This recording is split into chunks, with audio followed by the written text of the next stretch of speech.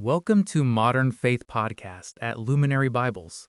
I'm John, and I'm here with Perez. Hello, everyone. So, John, let me ask you, have you ever woken up from a dream so vivid that it felt real Oh, yeah, and you just couldn't shake it?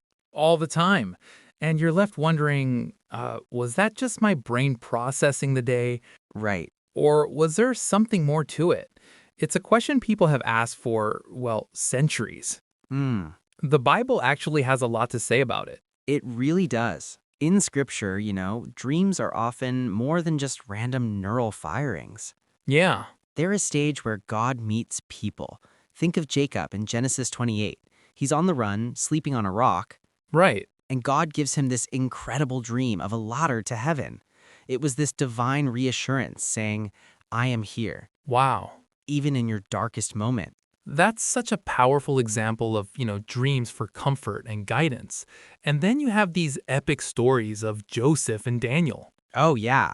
What really stands out to me is their starting point. I know exactly what you mean. It's the humility.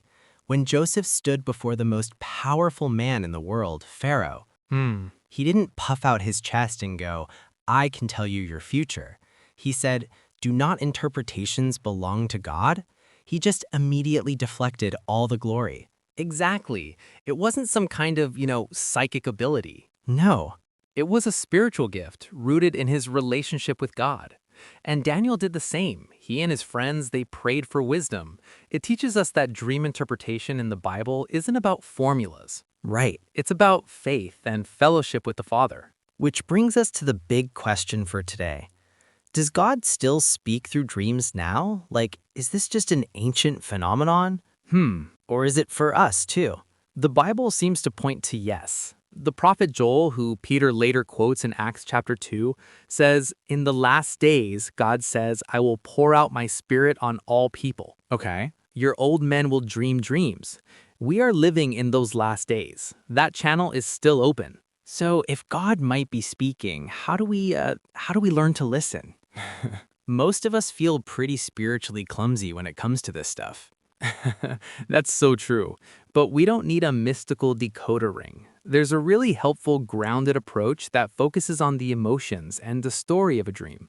Christian psychologist Dr. David Benner suggests this simple method. Okay. TTAQ. TTAQ. Okay, break that down for us. So it stands for title, theme, affect, and question. First, you give your dream a title. Right? Then, what's the main theme or the plot? What happened? Okay, that's simple enough. What's affect? That's the emotional core. What did you feel in the dream? Anxious, peaceful, joyful, confused? The emotions in a dream are often the most honest part. And finally, what question does a dream leave you with? I love that. So instead of asking, what does a falling tooth mean? Exactly. You'd ask something like, I dreamed my teeth were falling out and I felt helpless.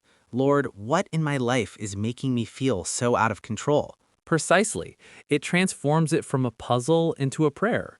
But of course, we still need discernment. Right. How do we know if a dream is from God, from our own anxiety, or, just from that late night snack? The biblical filter is key. First and most importantly, does it align with Scripture? God's voice will never contradict his character or his word. Second, what is the fruit of the dream? As Job 33 says, God can use dreams as a warning to turn them from wrongdoing. But the end result is preservation and life, not crippling fear.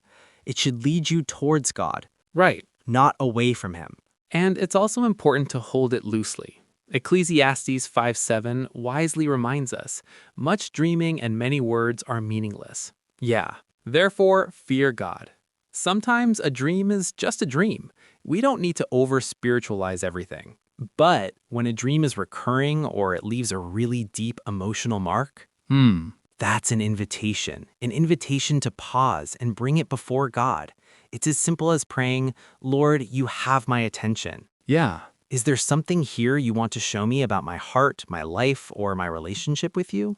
It's about seeing our whole lives, awake and asleep, as an opportunity to connect with God. So here's a question we'd like you to think about. The next time you have a dream that sticks with you, Okay. What would it look like to prayerfully sit with the emotions it raised and ask God if He has a message of guidance or comfort for you in it?